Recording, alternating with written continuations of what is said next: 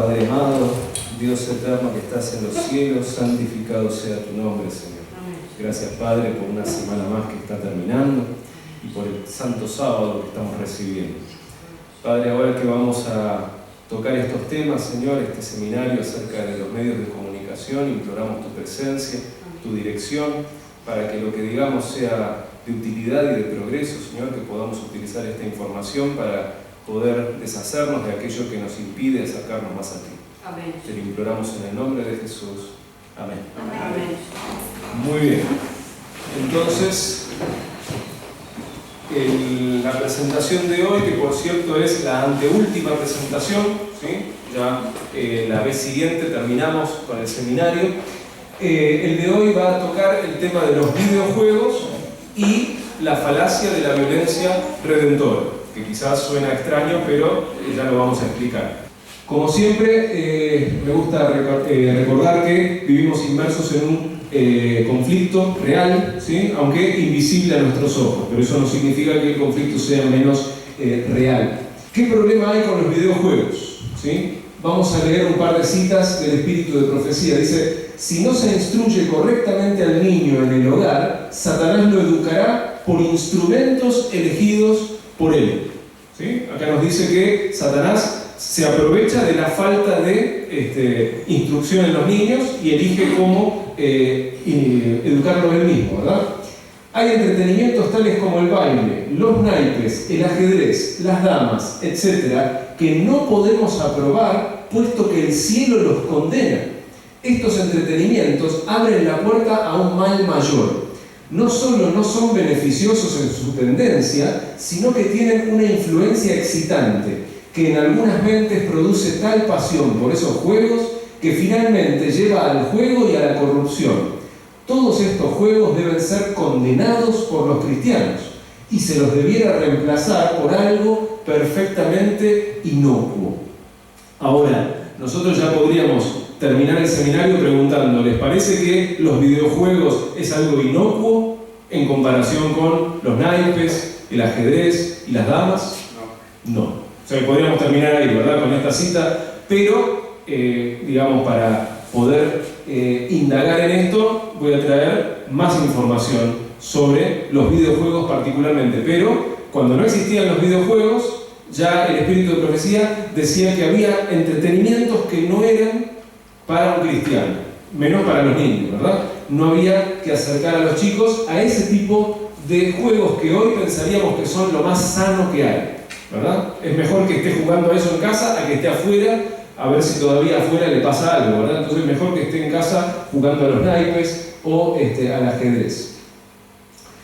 La Organización Mundial de la Salud actualizó la clasificación internacional de enfermedades y agregó la adicción a los videojuegos como un trastorno mental, ¿sí? Dentro del catálogo de enfermedades, la adicción a los videojuegos es una enfermedad. Y vamos a ver algunas características acerca de esta enfermedad. Se evidencia por tres conductas características: perder el control de la frecuencia, intensidad y duración de la actividad, ¿sí? Las personas que están adictas al videojuego no son conscientes del tiempo que están pasando frente al juego. Es como que el tiempo se desvanece y están inmersos en el juego. Por lo tanto, no se dan cuenta qué tan frecuentemente juegan y cuánto tiempo pasan en el juego, ¿verdad? No son conscientes de eso. Los juegos pasan a tener prioridad sobre otros intereses de la vida y actividades diarias. El adicto se va a saltear el almuerzo o va a suspender la cena hasta mucho más tarde porque está en el medio de una partida, ¿sí? Está en el medio de algo que está logrando o está ganando, entonces no va a abandonar el juego para ir a hacer otra actividad. La conducta se mantiene pese a que empieza a traer consecuencias negativas para la persona. Por ejemplo, un joven que se queda hasta tarde jugando, luego duerme mal, se levanta tarde, llega tarde al colegio, quizás se pierde de una salida entre amigos, se pierde de una actividad, pero sin embargo no abandona el hábito por estas consecuencias negativas. Y los padres avalan esta situación y no la consideran un problema, ¿sí? Ese es otro problema también. ¿Por qué será que los padres no consideran que es un problema esto? ¿A alguien se le ocurre? Y quizás para que los padres puedan estar tranquilos, Exacto. no los molesten los chicos. Exacto. Y además, teniendo en cuenta quizás la inseguridad, es mejor que esté en su habitación a que esté en la calle. Entonces, estoy tranquilo, está en su habitación, no pasa nada, no le va a hacer nadie daño. Además llega un momento, creo que en el principio y casi antes de la decisión, de que el niño rechaza con violencia cualquier orden que el padre le dé en perjuicio de estar con esa actividad. Claro. Entonces ya prefiero que, bueno, que se quede ahí, a ver si peleamos todavía. Para que no se ponga mal, le dejo que hay algunas personas, he escuchado que permiten, ahora enseguida, que permiten que tenga horarios de juego, ¿verdad? Tiene horarios de juego y el 100% de las veces cuando termina el horario se queda un rato más. Se queda un rato más porque no quiere dejarlo. Entonces, para no pelear es como, bueno, 5 minutos más, 10 minutos más, pero nunca se respeta el horario. Sí. O a veces los mismos padres juegan a eso. Los mismos padres, obvio, juegan a otros juegos o al mismo juego, sí, totalmente. La adicción no es solamente para los niños, ¿no? El videojuego es adictivo para todas las edades, incluso hay juegos hoy que salen directamente apuntados a adultos, ¿sí? Ya en la caja dice esto es para mayores de 18, no es para cualquiera. O cuando son más, hay en la casa más de un chico, entonces claro, para que los chicos no se peleen, un jueguito para cada uno, claro, un partido cada uno. Avanzamos. En cualquier juego o simulación estamos entregando nuestro establecimiento normal de la realidad al juego y sus parámetros. Cuanto más entretenido es el juego, más profundo estamos conectados a él. Intelectualmente puede que comprendamos que es solo un juego y que es insignificante, pero si comienza a afectar nuestro comportamiento, entonces precisamos comprender que hemos dejado de estar al control y ahora estamos siendo controlados. Cualquier cosa en tu vida que viene a exigir una cantidad desordenada de tiempo, nuestra energía y emociones, dominando todo lo demás en nuestra vida a expensas de las cosas que deberían ser más importantes, está muy cerca de ser algo que estamos adorando. ¿Sí? Si exige tiempo, exige energía, y algunos, obviamente, hay que comprar el juego, exige también dinero. Entonces uno está adorando a algo que exige todas estas cosas, ¿verdad? Y habla sobre el establecimiento de una realidad, ¿sí? El establecimiento de una realidad. Uno tiene que pautar con el juego y aceptar las reglas del juego, ¿verdad? En este juego, no sé, los personajes vuelan, ok, yo tengo que aceptar eso, tengo que aceptar esa realidad, ¿verdad? En este juego, si te toca una bala que viene despacito, te mata y pierdes una vida. Tengo que aceptarlo. Yo no me puedo poner a discutir las reglas de ese juego. Lo tengo que aceptar, ¿sí? Y mi mente tiene que acomodarse a esa realidad, ¿sí? El juego no va a cambiar si yo estoy en desacuerdo. Si yo estoy en desacuerdo, tengo que dejar de jugar. Entonces, para poder jugar, yo tengo que estar de acuerdo con las reglas puestas en el juego. Dice la Biblia, en Mateo 5, dice: oísteis que fue dicho a los antiguos, no matarás, y cualquiera que matare será culpable de juicio. Pero yo os digo que cualquiera que se enoje contra su hermano será culpable de juicio, y cualquiera que diga necio a su hermano será culpable ante el concilio, y cualquiera que le diga fatuo quedará expuesto al infierno de fuego.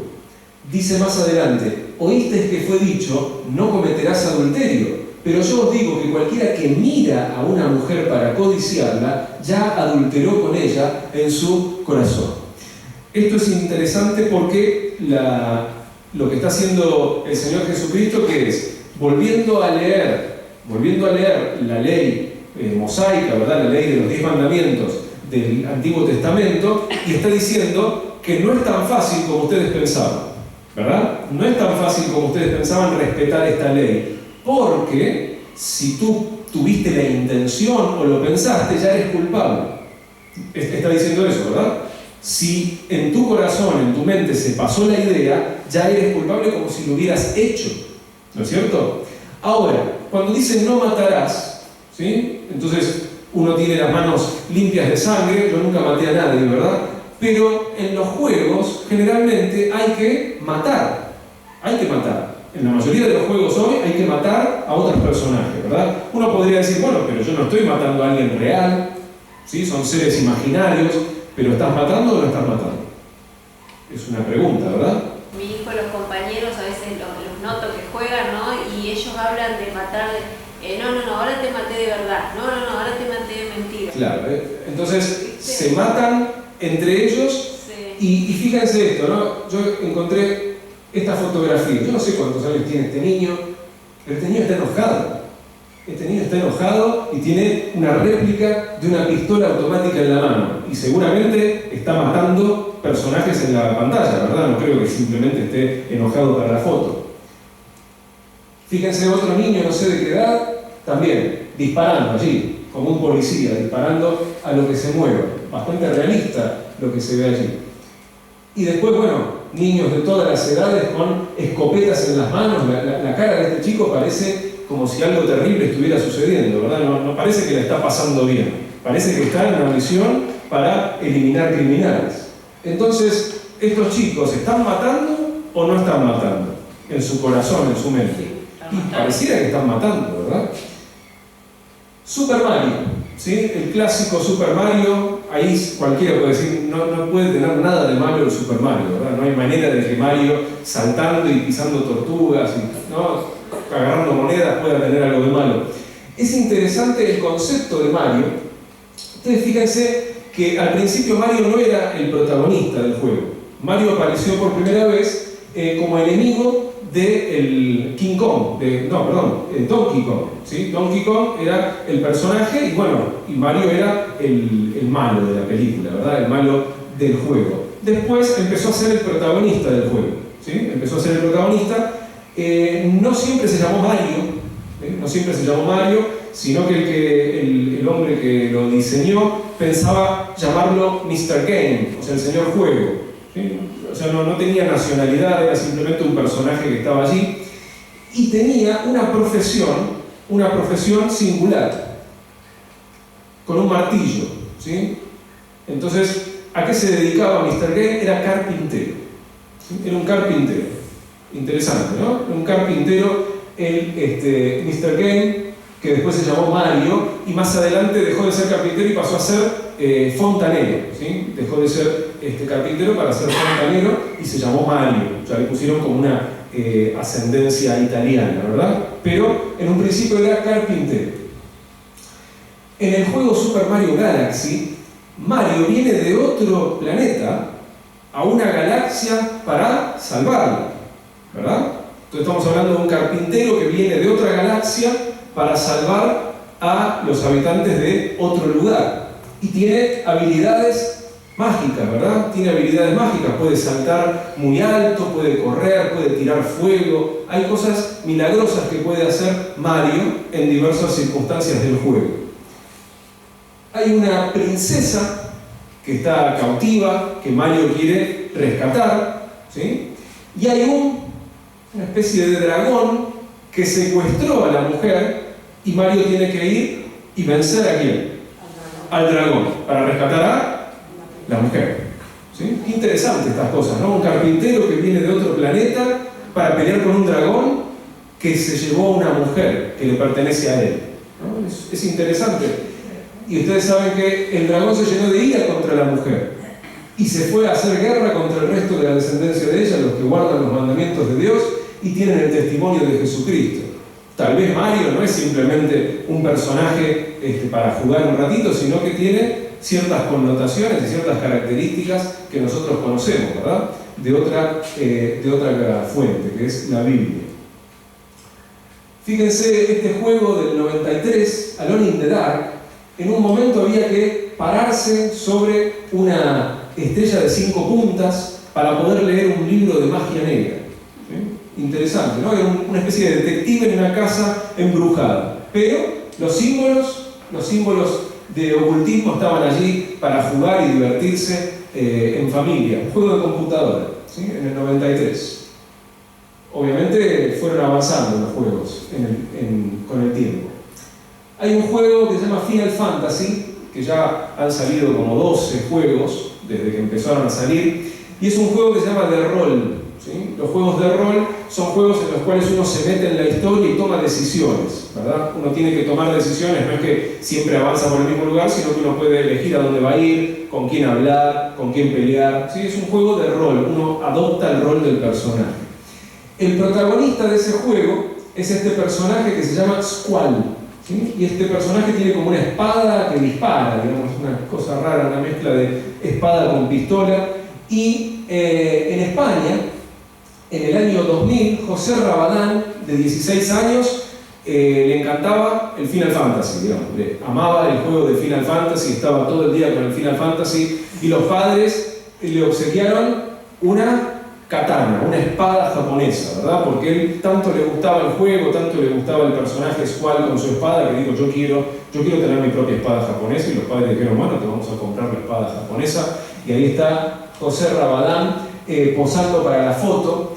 Pero yo no sé cuánto tiempo después, José Rabadán con esa espada mató a su padre, mató a su madre y mató a su hermanita, y se fugó con la novia, robando el poco dinero que había encontrado en los cadáveres de sus padres, ¿verdad? Y la policía lo encontró, ¿sí? Ahí se lo están llevando preso, y dice que el hallazgo de 2 libros en su cuarto, Ave Lucifer y el poder de la magia, desató las especulaciones. Incluso se le quiso hacer parecer a Squall, ¿sí? Porque el corte de pelo era casi el mismo, protagonista de Final Fantasy VIII. ¿Y te cortaste el pelo así?, le preguntaron. ¿Por Squall? ¿Qué va? ¿No? Claro, sí, claro que se cortó el pelo así y usaba la espada como Squall. Y en ese juego, en el Final Fantasy, uno vence a los enemigos y los enemigos siempre dejan algo de dinero o armas y uno toma eso, ¿verdad? Para continuar con el juego. Y bueno, José Rabadán dijo, yo también voy a hacer como Squall, voy a matar y tomar el dinero, ¿verdad? De acuerdo a miembros de la Iglesia de Satanás, los videojuegos son el entrenamiento perfecto para ellos. Juegos como Ark Survival Evolved, Left 4 Dead, Call of Duty y Minecraft permiten practicar virtudes satánicas libremente. ¿Sí? De acuerdo a los que practican la religión satánica, dice que la mejor manera de practicar la religión satánica, ¿cuál es? Los videojuegos. Y menciona algunos de ellos. Y bueno, uno puede decir, bueno, sí, acá hay que matar dinosaurios, acá hay que... es guerra, ¿no? Pero Minecraft. Si uno mira a Minecraft, dice, esto no puede tener nada de malo. Son personajes hechos con cubos que rompen cosas y arman cosas. No puede ser malo, ¿verdad? No puede haber algo malo en esto, ¿verdad? Que hasta venden los muñequitos, venden remeras, todos los chicos están jugando Minecraft. Todos los niños hoy están jugando Minecraft u otro juego que vamos a hablar en un rato. Entonces, este juego Minecraft es interesante. Fíjense lo que dice, claro, lo que dicen los satanistas es que en este juego Minecraft uno puede hacer lo que quiera. ¿Sí? Uno puede hacer exactamente lo que quiera. Quiere construir, construye. Quiere romper, rompe. Quiere matar, mata. Es lo que tú quieras, digamos, ¿no? Lo que tú quieras. Y Aleister Crowley, que ya lo hemos nombrado en varias ocasiones, tiene algo particular. Dice que este libro, ¿sí? El libro de la ley, que fue escrito en poco tiempo, y él, según él, lo inspiró el mismo ángel guardián. Dice, contiene 3 capítulos. Cada uno de ellos fue escrito en 1 hora. Crowley afirma que el autor fue una entidad llamada Aibas, a quien más tarde se refirió como su santo ángel guardián. Las enseñanzas dentro de este pequeño libro son expresadas como la ley de Thelema, usualmente encapsuladas por estas 2 frases. Haz lo que tú quieras, será toda la ley, y amor es la ley, amor bajo voluntad. ¿Sí? Esas son las 2 partes más importantes del libro que escribió este hombre, supuestamente inspirado por una entidad. Y esta idea de haz lo que tú quieras es justamente lo que hace Minecraft. Haz lo que tú quieras. Este es tu campo de juego, tú puedes hacer lo que quieras. Por eso los satanistas dicen, esto es ideal. Esto es ideal porque nadie te pone límites. Nadie te pone límites, nadie te pone reglas. Tú haces lo que quieras. Este es el juego que están jugando todos los niños y adultos y jóvenes y adolescentes. Se llama Fortnite. ¿Sí? Se llama Fortnite. El juego significa la noche del fuerte, digamos, ¿no? La noche de hacerse un fuerte, armarse un fuerte para resistir una invasión, ¿no? Y la idea es que uno puede crear a su personaje, al personaje que uno va a utilizar, de la manera en que uno quiera, digamos. Puede elegir el aspecto, el tamaño, la edad, el color de piel, la ropa. Puede ponerle lo que a uno se le antoje, ¿verdad? Uno puede armar y desarmar ese personaje hasta que le guste y armarlo como a uno le parezca. Martillo, escopeta, lo que quiera ponerle, hay en ese juego. Uno puede usar cualquier cosa como arma y es un juego donde empieza con una especie de vehículo volando, así un vehículo aéreo que suelta en paracaídas a la gente que está jugando y caen en un lugar así aparentemente desierto y hay un tiempo hasta que empieza la batalla, ¿verdad? Hay un tiempo en el que uno va buscando armas, buscando cómo se va a armar un refugio y luego empieza la partida y ahí es un juego online donde se pelean con personas que están jugando, personas reales y se matan entre ellos. Y la idea es que quede uno solo, ¿sí? Y duran más o menos 20 minutos estas partidas. Eligen todas las características de los personajes y se ve más o menos así, ¿verdad? Este sería el que está manejando, el que está jugando, este sería utilizado por otra persona y así, ¿sí? Con las miras allí para disparar. Ese sería el Fortnite. En el mismo año salió un juego llamado Garena Free Fire, mismo año que el Fortnite. Free Fire es un juego en el cual uno puede diseñar a su participante, vestirlo como uno quiera, ponerle las armas que uno quiera. O sea que bueno, uno podría decir que es bastante similar al Fortnite, ¿verdad? Es lo mismo. Fíjense la pantalla de Fortnite y la pantalla de Free Fire. ¿Les parece que hay alguna diferencia entre estos dos juegos? No hay una gran diferencia. Detalles. Hay detalles de diferencia, pero el juego es lo mismo.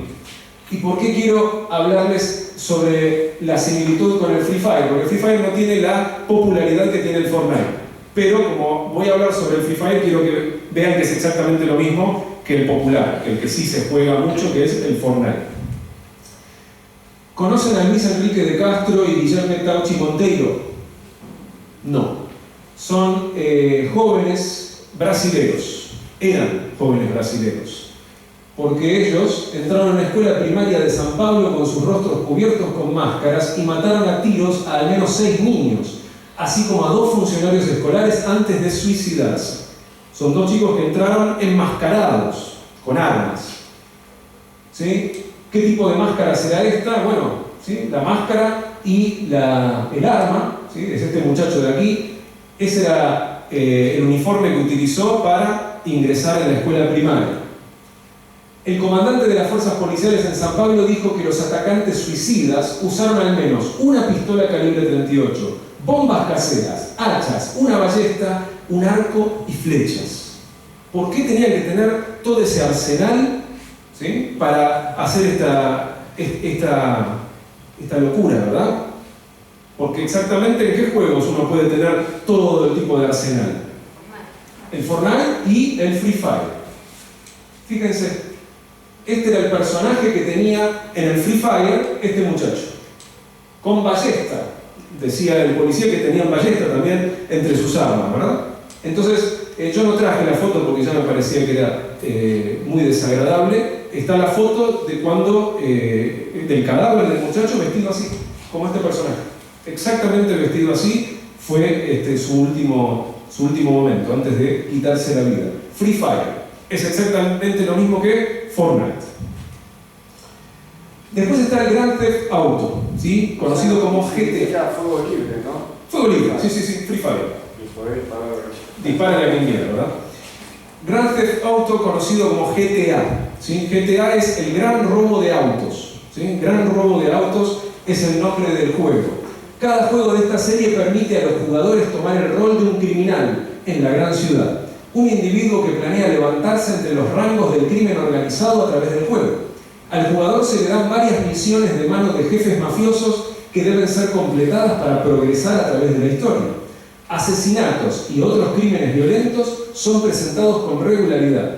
Ocasionalmente se maneja un taxi, se apagan incendios, se hacen carreras ilegales, se maneja autobús, se aprende a volar, helicópteros y aviones pequeños. ¿Sí? Esa es la descripción del juego. El juego se trata de ser un criminal y hacer lo que dicen los mafiosos, ir creciendo en la mafia, ¿verdad? Hasta llegar a ser de alto rango. Este juego tuvo mucho éxito, tuvo muchísimo éxito y salieron varios capítulos. El Grand Theft Auto 3, en el 2001, empezó algo diferente, porque antes el juego se veía desde arriba, uno veía los autos desde arriba, como si fuera un satélite, y cuando se bajaba el personaje uno veía muy chiquito un personaje que se metía en algún lado y se volvía a subir, pero generalmente era un juego de autos, digamos, gran robo de autos, era robar autos y andar en auto. En este juego los desarrolladores dijeron, vamos a hacerlo 3D, vamos a bajar la cámara y que se vea el personaje de espaldas cuando se baja del auto y cuando maneja. Dice, las controversias surgieron nuevamente con GTA 3, porque los gráficos 3D hicieron la violencia más realista y los jugadores podían pagar el servicio de prostitutas para restaurar la salud y si lo deseaban, podían matarlas para recuperar su dinero.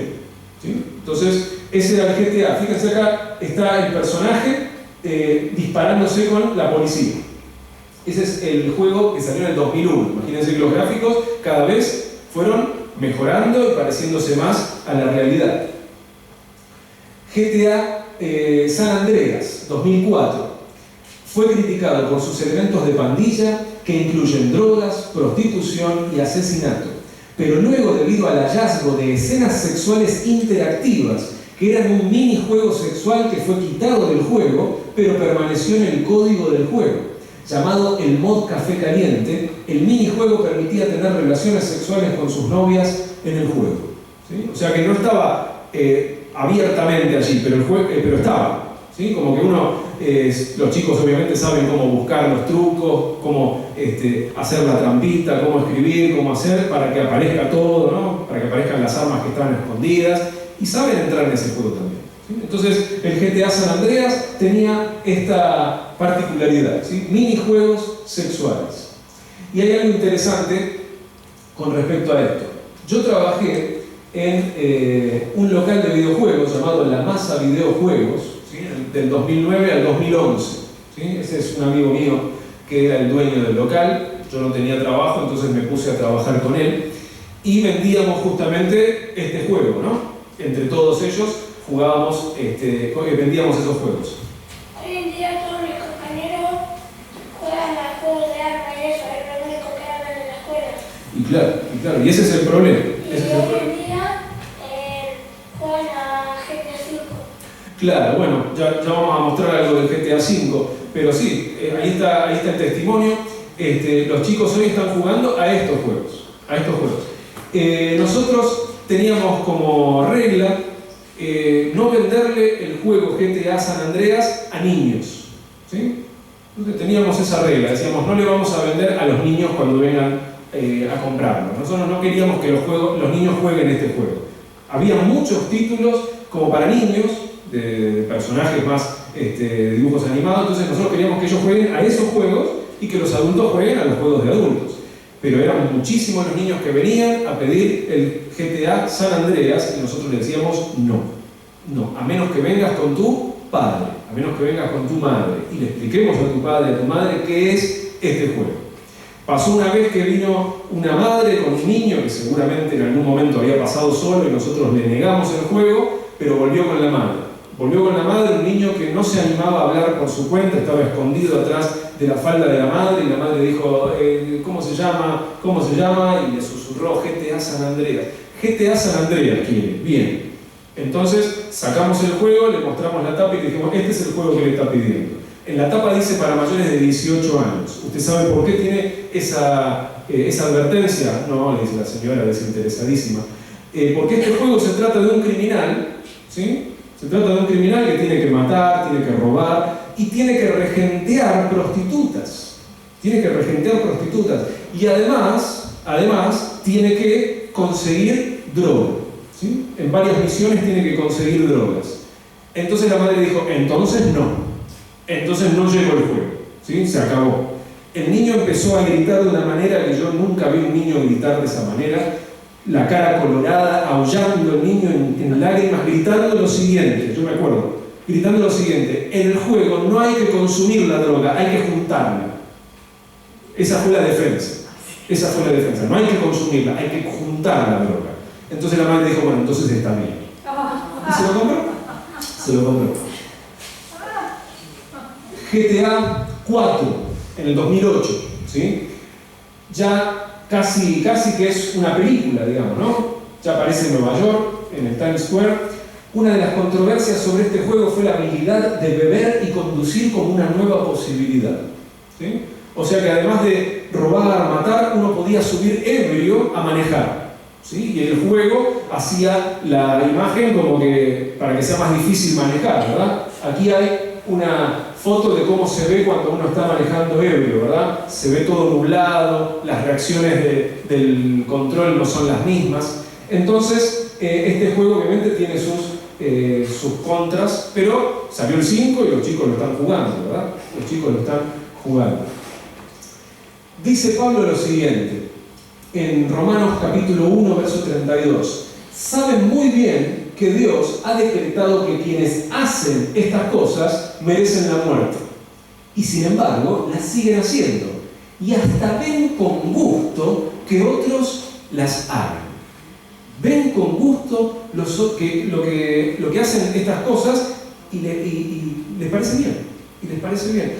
De acuerdo a este texto, yo no quiero ponerme a hacer un análisis teológico de las palabras en griego, pero ¿les parece que el que mira es tan culpable como el que hace? A mí me parece que el texto está diciendo que el que mira y se complace es tan culpable como el que lo está haciendo. Está participando.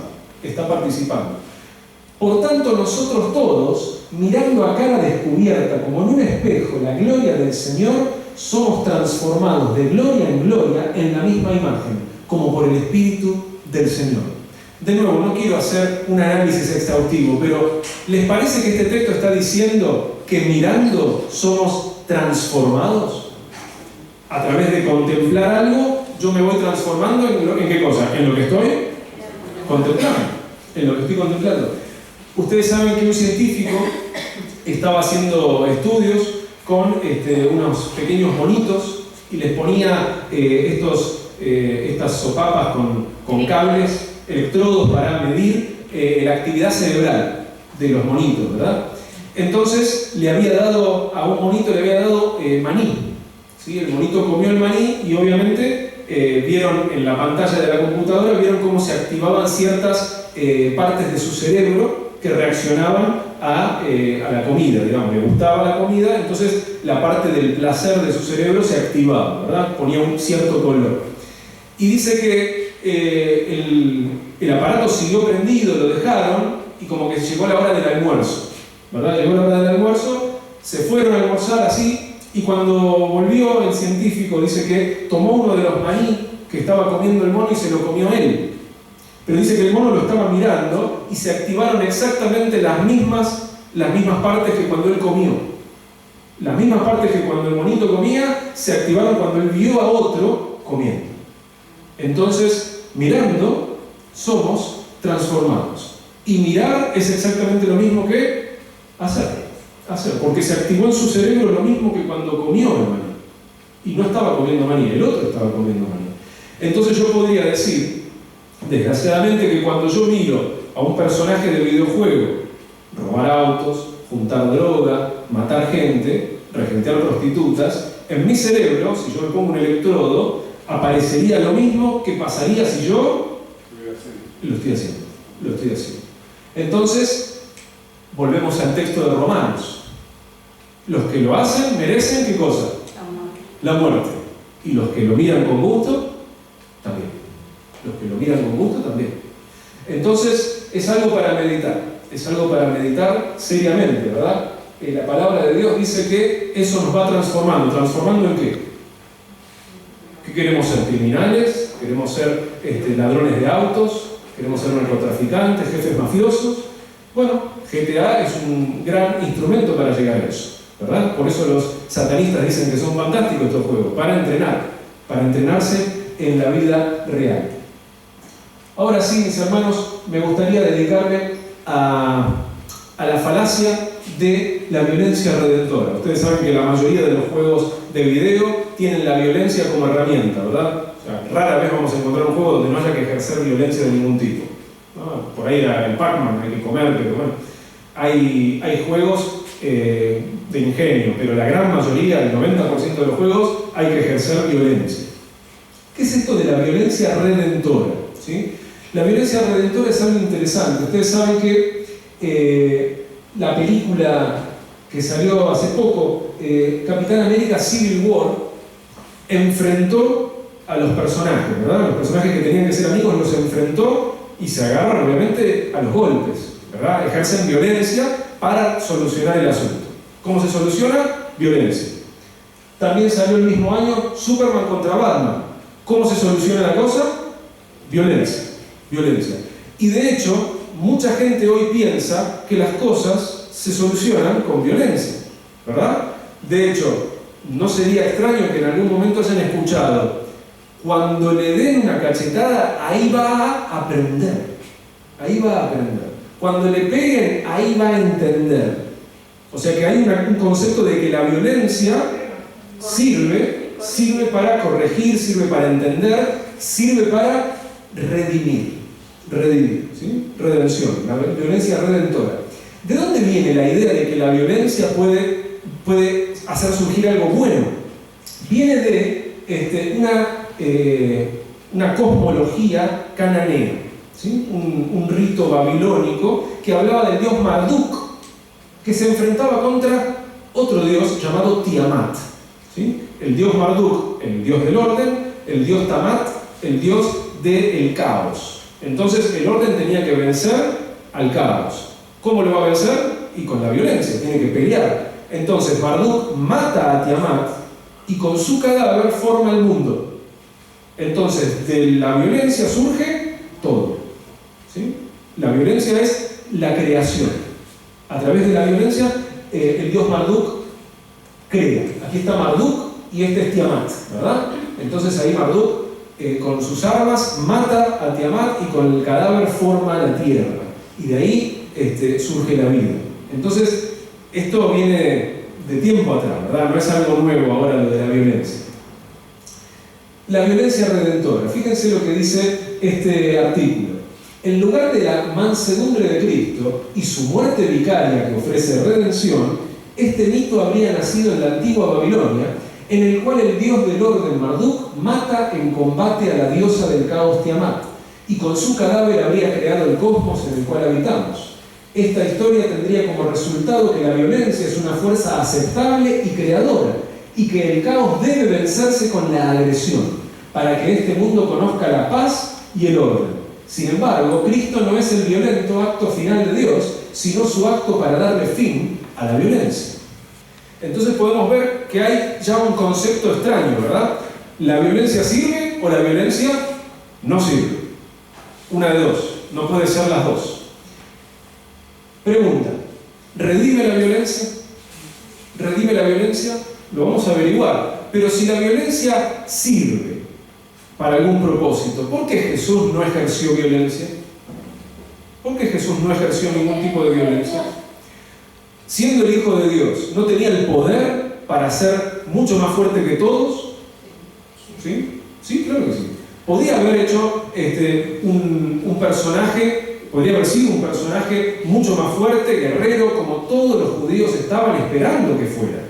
Todos los judíos estaban esperando que el Mesías venga, ¿a qué? A liderar contra los enemigos, para hacer guerra y matarlos, y vengarse y poner a Israel donde debía estar. Sin embargo, Jesús nunca dijo: yo vengo acá a hacer guerra. De hecho, cuando Pilato lo interroga y le pregunta: ¿tú eres rey?, él dice: si mis siervos vinieran a pelear, ¿no? Si yo fuera rey aquí, vinieran mis siervos a pelear, pero yo no soy de este mundo.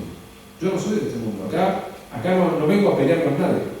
Entonces vamos a analizar esto, ¿no? Una historieta que muestra a Jesús golpeando dioses paganos, ¿verdad? Ahí ha vencido a Hércules, le pegó a Apolo, ¿sí? Y acá Poseidón le dice: no os contentéis con vuestras victorias, Cordero, habéis de enfrentar aún el desafío del tridente de Poseidón. ¡Pum! Golpe también a Poseidón, ¿no? Entonces, ¿por qué Jesús no hizo esto? ¿Por qué Jesús no vino a golpear al diablo, a golpear a los fariseos, a golpear a los romanos? ¿Por qué no vino a hacer eso? Porque porque tal vez no sirve, porque tal vez no sirve para nada. Vamos a avanzar con esto. No confiéis en la violencia, dice el Salmo 62. Medio como al pasar, parece como que uno lo lee y pasa de largo. No confiéis en la violencia. Ya lo dice Dios. Sin embargo, ¿cuántos le hacen caso a esto? Ni siquiera Israel hizo caso, que iba a la guerra. Y esto nos trae la pregunta: ¿acaso Dios no mandó a Israel a hacer guerra con las naciones paganas? Sería insólito que diga no confíes en la violencia, pero andar a hacer guerra. ¿No es cierto? ¿Sería insólito o no? Y sí, sería una contradicción que diga vayan a hacer guerra, pero no confíen en la violencia. ¿Y entonces cómo hacemos? ¿Cómo hacemos para luchar esta batalla? Edom, en Números 20, del 18 al 21, Israel se acerca a Edom y le dice: ¿saben qué? ¿Nos dejas pasar, por favor? ¿Nos dejas pasar? No vamos a tocar nada de tu tierra, simplemente queremos pasar. ¿Y qué dijo Edom? No van a pasar. Pero solamente por el camino, por la ruta principal, no vamos a tocar nada. No van a pasar. Y Edom se formó en batalla. Se formó en batalla. Entonces tuvieron que pelear. Tuvieron que pelear. Los hititas, los amorreos, los cananeos, los fereceos, los heveos y los jebuseos, en Deuteronomio dice que hay que exterminarlos. ¿Sí? ¿Cómo es que hay que exterminarlos? ¿Cómo que hay que exterminarlos? ¿Cómo puede ser? Hay que pensar que hubo alguien que salió de Canaán, mucho antes de esto, muchísimos años antes de esto, salió de Canaán, y cada vez que iba por Canaán ponía un lugar de adoración. ¿Quién era? Abraham, en cada lugar a donde iba, él salió de Canaán. Cada lugar donde iba, ¿qué hacía? Un lugar de adoración. Él estaba predicando y Dios le dijo cuánto tiempo iba a pasar hasta que ¿qué? Hasta que Israel iba a habitar ahí. Entonces, ¿ustedes creen que Abraham decía a los habitantes de esa zona que este lugar donde ustedes están, quién va a venir? El pueblo de Dios. O se convierten o se van. Se los dijo y les dio ¿cuánto tiempo? ¿Cuánto tiempo? Más de 40 años. Bastante más. 400 años. Ah, sí. ¿Sí? 400 años tuvieron para irse, pero no se fueron. No se fueron. Entonces ahora lo único que queda es la destrucción. Tuvieron tiempo para irse y no se quisieron ir. Generación tras generación, no se quisieron ir. El rey Hadad, cananeo, también le salió a la batalla de Israel. No es que Israel les fue a buscar pelea. Se defendieron. Entonces, nosotros sabemos que Dios, el Señor, no se tarda en cumplir su promesa, según algunos entienden la tardanza, pero que es paciente para con vosotros, no queriendo que nadie perezca, sino que todos vengan al arrepentimiento. Esa es la voluntad de Dios. Por eso, 400 años es poco. No, es bastante tiempo. Sin embargo, no se arrepintieron. Entonces, bueno, llega la segunda parte, que es, tienen que perecer. Si no hay arrepentimiento, y bueno, entonces, desgraciadamente, viene lo otro, que es la muerte. Y por otra parte, Dios no se proponía libertar a su pueblo mediante la guerra, sino por su propio gran poder, para que la gloria fuese atribuida solo a Él. ¿Era la voluntad de Dios que Israel haga guerra? No. ¿Dios hizo guerra? ¿Israel hizo guerra? Sí. ¿Era la voluntad de Dios? No. Pero como ellos querían hacer guerra, Dios tuvo que ayudarlos en la guerra. Pero la voluntad de Dios, ¿cuál era? Yo me encargo, no ustedes. Yo los voy a vencer. ¿Contra Faraón pelearon? No. ¿En el Mar Rojo pelearon? No. Sí. Incluso hay una historia de cuando iban a pelear con los amalecitas, creo que era, y que ellos se prepararon, pero cuando se salieron a ver la batalla, ya no había batalla. Habían huido, se fueron, o que se mataron entre ellos porque se confundieron. Sí. Y de hecho, Dios varias veces dice: yo voy a enviar las abejas, la avispa, voy a mandar a las fieras. Cuando llegues, no te preocupes, no vas a tener que pelear. Yo los voy a sacar de la tierra. Pero Israel, ¿qué quería hacer? No, nosotros los queremos echar. Bueno, está bien. Entonces voy a tener que ayudarte en la lucha, pero la voluntad de Dios, ¿cuál era?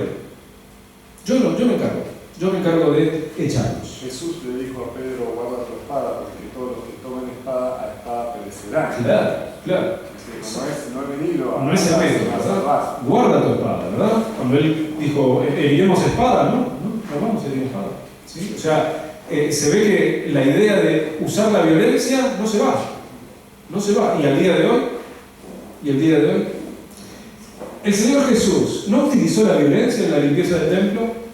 No se puso a dar latigazos ahí. La santa ira, ¿no? Dice, mirando a Cristo, todos vieron la divinidad que fulguraba a través del manto de la humanidad. La majestad del cielo estaba allí como el juez que se presentará en el día final.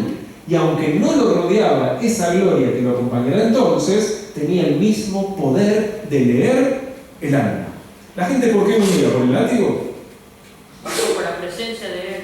Porque veían que esa persona les leía la vida, les leía el corazón. Por eso huyeron.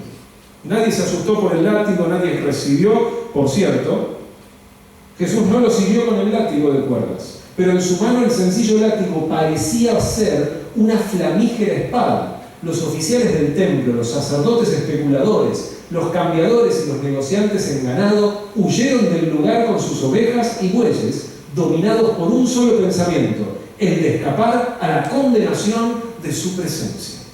Ninguno se asustó por el látigo, ninguno fue herido con el látigo. Les asustaba la condenación de la presencia de Dios, como si estuviera el día final allí, entre ellos. Jesús no usó violencia en el templo. Ahora vamos a pensar en el diluvio. ¿Por qué vino el diluvio? Porque había maldad en la tierra. ¿Cómo? Porque había maldad en la tierra. Había maldad en la tierra. ¿Qué más? ¿Dirá la Biblia por qué vino el diluvio? ¿Qué dice Génesis 6:13? Dijo Dios, pues, a Noé, he decidido el fin de todo ser porque la tierra está llena de violencia.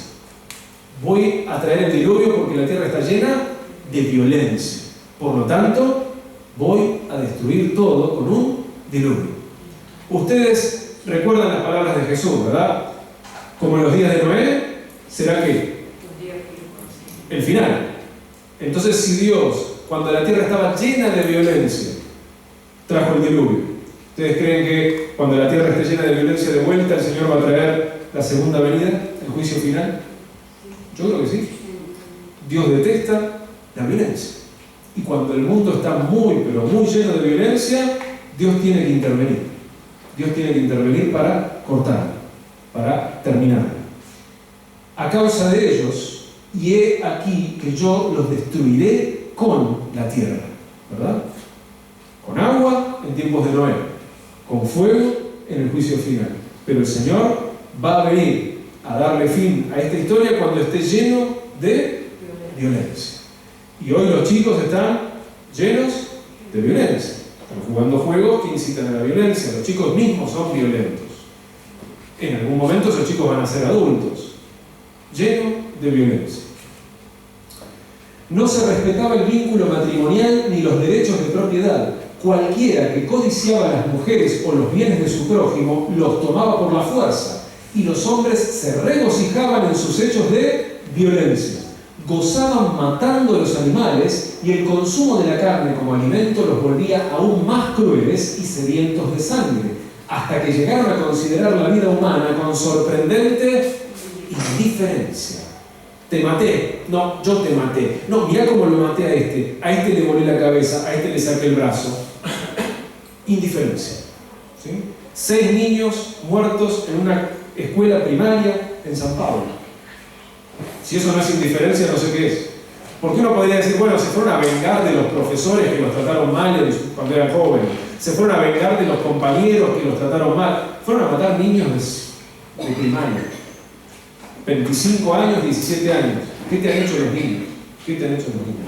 Se suicidaron ellos. Y después se suicidaron. O sea, no es que era una venganza para estar tranquilos, no. Sabían que esto terminaba así. Era matar y matarse.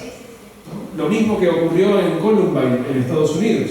¿Sí? En Columbine entraron 2 muchachos armados, mataron gente y luego se mataron en un colegio. No tienen conciencia de la vida, de la realidad y de la vida. Yo personalmente creo que la decisión es, me voy a quitar la vida, pero antes voy a hacer esto.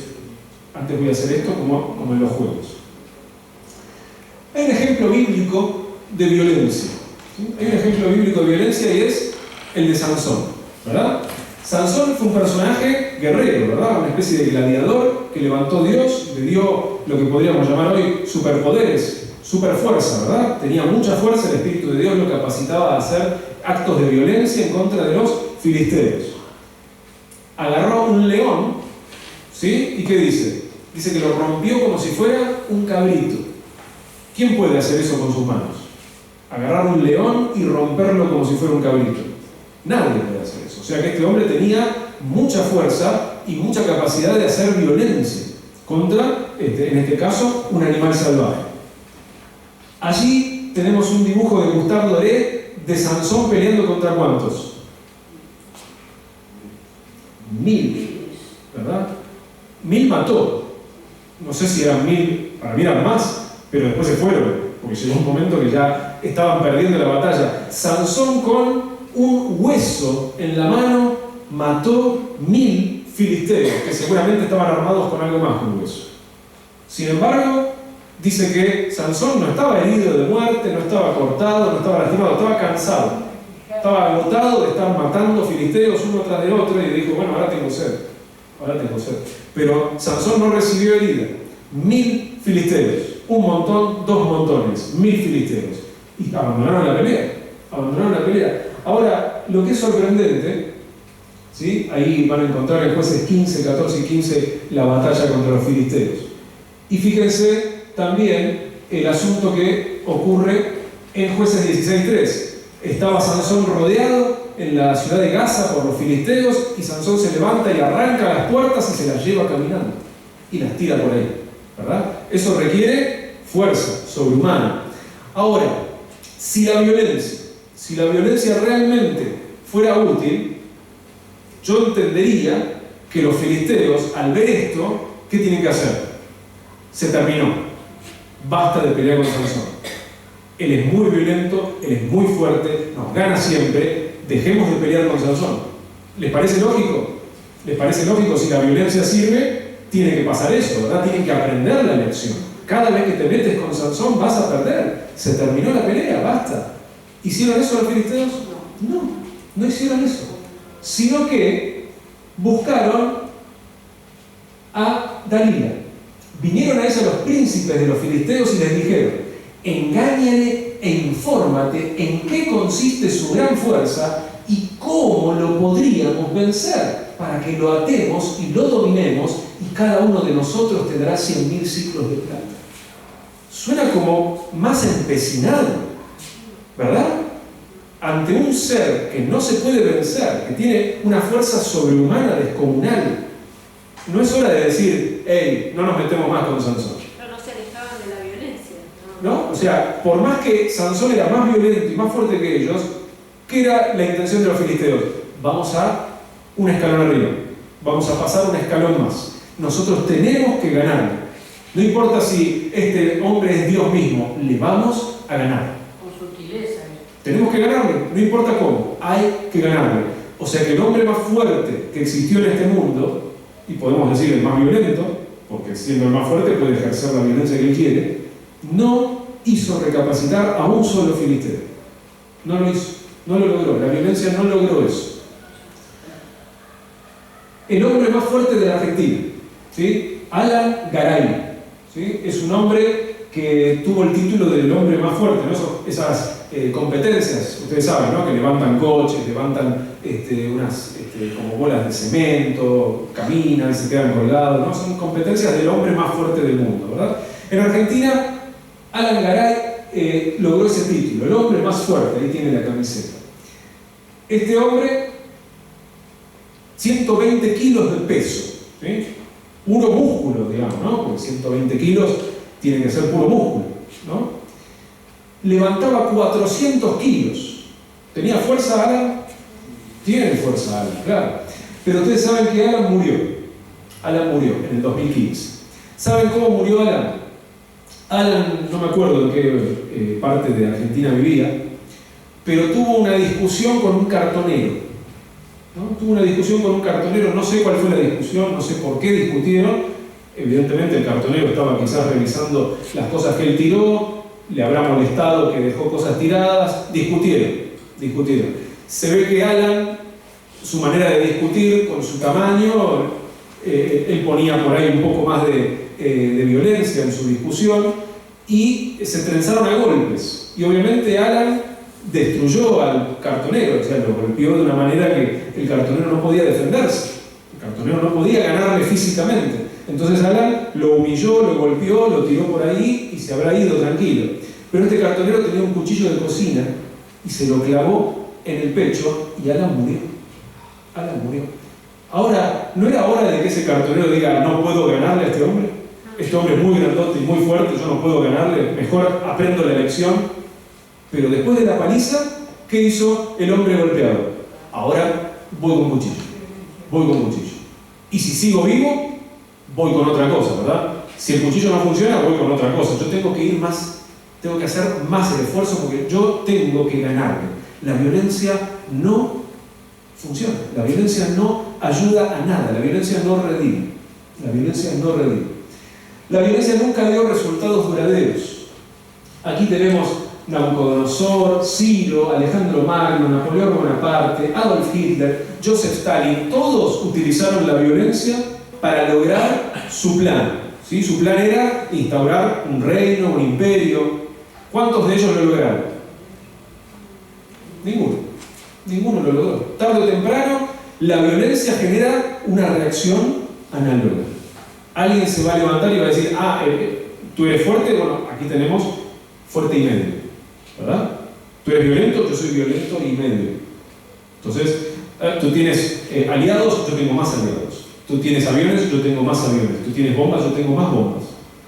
La violencia nunca genera redención y nunca genera el aprendizaje de una lección. Nosotros tenemos al Cordero, y el Cordero, dice Daniel 7:14, proféticamente, le fue dado dominio, gloria y reino para que todos los pueblos, naciones y lenguas le sirvieran. Su dominio es dominio eterno, que nunca pasará, y su reino uno que no será destruido. El reino que va a instaurar el Señor Jesús lo va a instaurar sin violencia y va a durar para siempre. Nadie va a poder sacarle el reino que va a ser instaurado, lo dice la palabra de Dios. Entonces, ¿qué reino nosotros queremos construir? ¿Qué reino queremos construir y qué reino queremos que reine en nuestro planeta hasta que venga Jesús? Así que bueno, hermanos, me parece que vamos a orar por esto y vamos a concluir este seminario de hoy. Gracias, Padre, porque nos has mostrado a través del Señor Jesucristo el ejemplo de cómo se deben solucionar las cosas. Nuestro Señor Jesucristo no vino aquí a pelear, no vino aquí a ejercer violencia, sino que vino a servir. Vino a servir y sufrió violencia. Él recibió violencia, una violencia que nosotros nunca hemos visto, nunca hemos recibido. La violencia que recibió el Señor Jesús no tiene ninguna comparación. Y el Señor Jesús incluso murió una muerte muy violenta y repulsiva y humillante. Y el Señor no se vengó. El Señor no ejerció violencia contra los que lo hicieron. El Señor pidió perdón a su Padre por aquellos que le estaban justamente ejerciendo esta violencia. Padre, ayúdanos a entender que la violencia es algo repulsivo a tus ojos. Ayúdanos a entender, Padre, que el único que utiliza la herramienta de la violencia es el enemigo. Ayúdanos, Padre, a entender que cuando este mundo esté lleno de violencia, así como en un momento lo estuvo antes del diluvio, será el momento exacto en el que tú vas a volver. Ayúdanos, Padre, a estar en el lugar correcto, del lado correcto. En el nombre de Jesús. Amén.